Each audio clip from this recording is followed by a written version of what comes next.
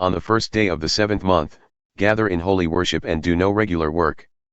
This is your day of trumpet blasts. Sacrifice a whole burnt offering, 1 young bull, 1 ram, and 7 male yearling lambs, all healthy, as a pleasing fragrance to God. Prepare a grain offering of 6 quarts of fine flour mixed with oil for the bull, 4 quarts for the ram, and 2 quarts for each lamb, plus a he-goat as an absolution offering to atone for you.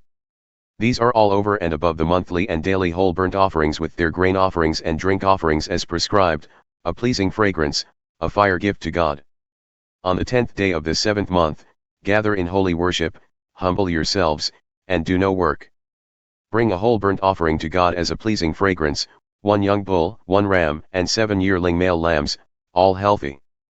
Prepare a grain offering of 6 quarts of fine flour mixed with oil for the bull, 4 quarts for the ram, and 2 quarts for each of the 7 lambs. Also bring a he-goat as an absolution offering to atone for you in addition to the regular whole burnt offering with its grain offering and drink offering. Gather in holy worship on the 15th day of the 7th month, do no regular work. Celebrate a festival to God for 7 days.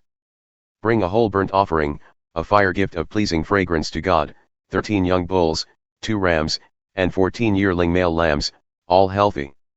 Prepare a grain offering of 6 quarts of fine flour mixed with oil for each of the bulls, 4 quarts for each ram, and 2 quarts for each of the 14 lambs. Also bring a he-goat as an absolution offering in addition to the regular whole burnt offering with its grain offering and drink offering. On the 2nd day, 12 young bulls, 2 rams, and 14 yearling male lambs, all healthy. Prepare grain offerings and drink offerings to go with the bulls, rams, and lambs following the prescribed recipes. And bring a he-goat as an absolution offering in addition to the regular whole burnt offering with its grain offering and drink offering. On the 3rd day, 11 bulls, 2 rams, and 14 male yearling lambs, all healthy. Prepare grain offerings and drink offerings to go with the bulls, rams, and lambs following the prescribed recipes. And bring a he-goat as an absolution offering in addition to the regular whole burnt offering with its grain offering and drink offering. On the 4th day, 10 bulls, 2 rams, and 14 male yearling lambs, all healthy. Prepare grain offerings and drink offerings to go with the bulls, rams, and lambs following the prescribed recipes. And bring a he-goat as an absolution offering in addition to the regular whole burnt offering with its grain offering and drink offering. On the 5th day, 9 bulls, 2 rams, and 14 male yearling lambs, all healthy. Prepare grain offerings and drink offerings to go with the bulls, rams, and lambs following the prescribed recipes. And bring a he-goat as an absolution offering in addition to the regular whole burnt offering with its grain offering and drink offering. On the 6th day, 8 bulls, 2 rams, and 14 male yearling lambs, all healthy. Prepare grain offerings and drink offerings to go with the bulls, rams, and lambs following the prescribed recipes. And bring a he-goat as an absolution offering in addition to the regular whole burnt offering with its grain offering and drink offering. On the 7th day, 7 bulls, 2 rams, and 14 male yearling lambs, all healthy. Prepare grain offerings and drink offerings to go with the bulls, rams, and lambs following the prescribed recipes. And bring a he-goat as an absolution offering in addition to the regular whole burnt offering with its grain offering and drink offering. On the 8th day, gather in holy worship, do no regular work.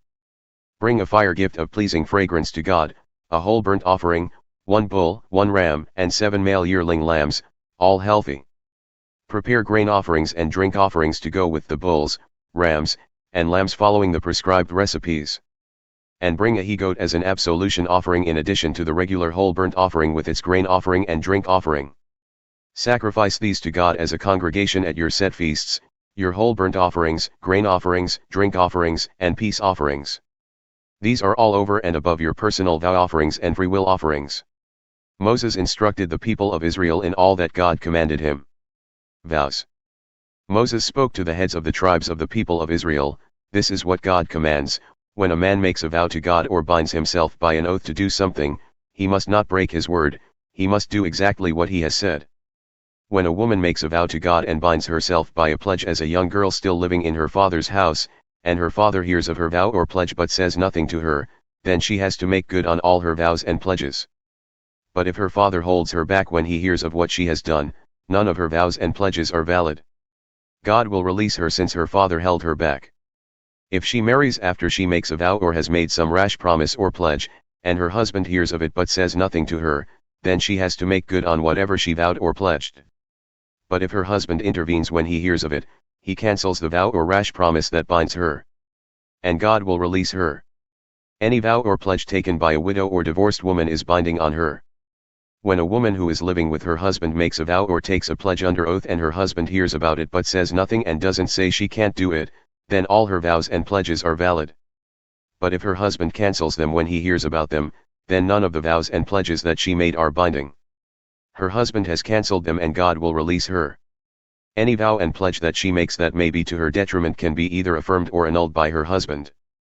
But if her husband is silent and doesn't speak up day after day, he confirms her vows and pledges, she has to make good on them.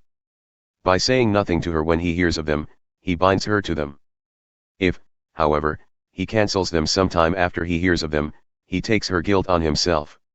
These are the rules that God gave Moses regarding conduct between a man and his wife and between a father and his young daughter who is still living at home. The Midianite War. God spoke to Moses, "Avenge the people of Israel on the Midianites.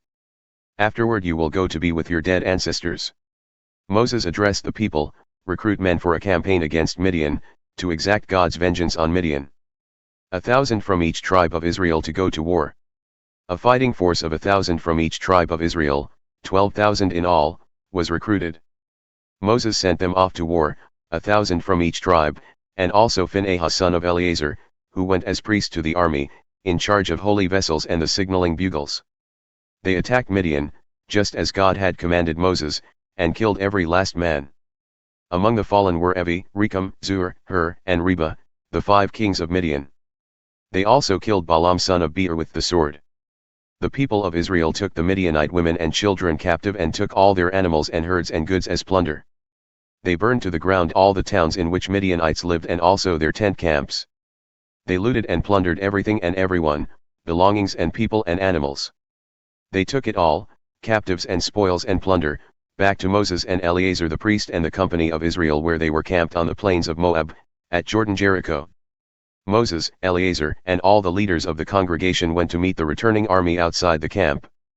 Moses was furious with the army officers, the commanders of thousands and commanders of hundreds, as they came back from the battlefield. "What's this? You've let these women live. They're the ones who, under Balaam's direction, seduced the people of Israel away from God in that mess at Peor, causing the plague that hit God's people. Finish your job, kill all the boys. Kill every woman who has slept with a man. The younger women who are virgins you can keep alive for yourselves. Now here's what you are to do: pitch tents outside the camp. All who have killed anyone or touched a corpse must stay outside the camp for 7 days. Purify yourselves and your captives on the 3rd and 7th days. Purify every piece of clothing and every utensil, everything made of leather, goat hair, or wood." Eleazar the priest then spoke to the soldiers who had fought in the battle. "This is the ruling from the revelation that God gave Moses: gold, silver, bronze, iron, tin, and lead, and anything else that can survive fire, must be passed through the fire, then it will be ritually purified. It must also be ritually washed in the water of cleansing. Further, whatever cannot survive fire must be put through that water. On the 7th day scrub your clothes, you will be ritually clean. Then you can return to camp." God said to Moses, "I want you and Eleazar the priest and the family leaders in the community to count the captives, people and animals. Split the plunder between the soldiers who fought the battle and the rest of the congregation. Then tax the spoils that go to the soldiers at the rate of 1 life out of 500, whether humans, cattle, donkeys, or sheep. It's a God tax taken from their half share to be turned over to Eleazar the priest on behalf of God. Tax the congregation's half share at the rate of 1 life out of 50, whether persons, cattle, donkeys, sheep, goats, or other animals. Give this to the Levites who are in charge of the care of God's dwelling." Moses and Eleazar followed through with what God had commanded Moses. The rest of the plunder taken by the army, 675,000 sheep, 72,000 cattle, 61,000 donkeys, 32,000 women who were virgins, the half share for those who had fought in the war, 337,500 sheep, with a tax of 675 for God, 36,000 cattle, with a tax of 72 for God, 30,500 donkeys, with a tax of 61 for God, 16. 000 people, with a tax of 32 for God. Moses turned the tax over to Eleazar the priest as God's part, following God's instructions to Moses. The other half share for the Israelite community that Moses set apart from what was given to the men who fought the war was 337,500 sheep, 36,000 cattle, 30,500 donkeys, 16,000 people. From the half share going to the people of Israel, Moses, just as God had instructed him, picked one out of every 50 persons and animals and gave them to the Levites, who were in charge of maintaining God's dwelling. The military officers, commanders of thousands and commanders of hundreds, came to Moses and said, "We have counted the soldiers under our command and not a man is missing. We brought offerings to God from the gold jewelry we got, armlets, bracelets, rings, earrings, ornaments, to make atonement for our lives before God." Moses and Eleazar the priest received the gold from them, all that fine crafted jewelry. In total, the gold from the commanders of thousands and hundreds that Moses and Eleazar offered as a gift to God weighed about 600 pounds, all donated by the soldiers who had taken the spoils. Moses and Eleazar took the gold from the commanders of thousands and hundreds and brought it to the tent of meeting, to serve as a reminder for the people of Israel before God.